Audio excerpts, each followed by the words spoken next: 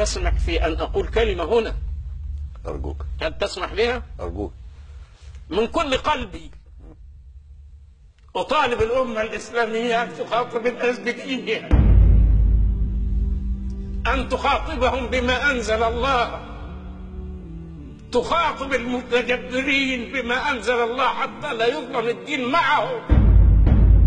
لقد ظلموا أنفسهم وظلموا دينهم، ولهذا الدين نفاذوا إلى القلوب في الوقت الذي ترى في بلادهم من يسلم ويكون أقوى إسلاما من أبناء المسلمين أنفسهم.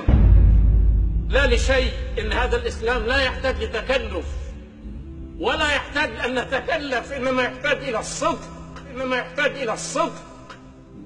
هل أستطيع أن أطالب المسلمين في مثل سني وأقول هذه الكلمة دائما؟ أنا سني الآن ماشي في 76 وكثير من وصلوا 76. ألا يخافون أن غدا قد يطلبون إلى الحفرة؟ لماذا لا نخاطب الجميع بديننا؟ لماذا نخاطب هؤلاء بما قال الله ونسكت عن الكلام بأهوائنا وشهواتنا وسياساتنا الرعناء في معظم بلادنا؟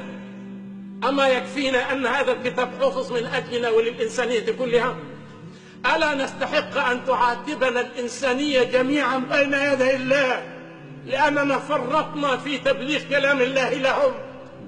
كل اللي فعله الرسول مع موفد قريش أن تلا القرآن لم يقل قليلا ولا كثيرا، إنما قال اسمع مني، قال أسمع.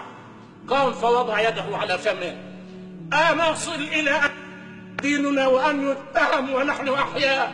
أنا لا أقول أبدا برعونة أصحاب الرعونة، ولا أقول أبدا بالعنترية الكاذبة الفارغة التي رأيناها عند البعض حتى وصلنا إلى ما وصلنا إليه، إنما أطلب بالحكمة أن نبلغ ديننا، بالتآلف أن نبلغ ديننا، بالاعتصام بحبل الله أن نبلغ ديننا، أن نرى فيما بيننا رحماء حتى نطلب الرحمة من غيرنا، أن ينتهي من حياتنا التجبر الذي وصل بنا إلى أن كل إنسان خايف من مصير معين. أنا قلت كلمة من قبل: من قال في الدنيا متى استعبدتم الناس؟ لماذا يستعبد بعضنا بعضا؟ أين مقدراتنا نحن المسلمين؟ أين تذهب؟ أين ما أعطانا الله من نعم؟ هل نقطعها للهوى أم لنصرة دين الله؟ أنا أقول هذا بمناسبة ما رأيناه من رسول الله. لم يقل كلمة عن نسبه، لم يقل كلمة عن أهله، عن قبيلته، لم يقل أنا بل سمعهم ما جاءه من عند الله. لماذا نحن لا نفعل ذلك؟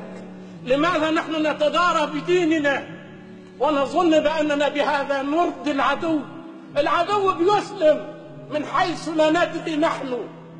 العدو يسلم ودياره كل ورقة في بلادهم بيعت لأن فيها الإسلام. الإسلام شمس لا تغيب إن بارحت رؤوس قوم أنارت عند آخرين. الإسلام هو دين عيسى وموسى ومحمد ورسل الأنبياء جميعا. فلماذا هذه المجاملة الفارغة الساقطة التي تجعلنا نظن أننا نحمي أنفسنا بالسكوت عن تبليغ ديننا؟ أرجو الله أن نفعل كما فعل رسول الله في مولده هذا. قال لقريش اسمعوا مني، نقول للناس اسمعوا مني. أود والله العظيم أن أرى إنسانا ذو مكانة يقول نسلم لأن موسى مسلم، ولا أقول لك لكي أجعل عصابة.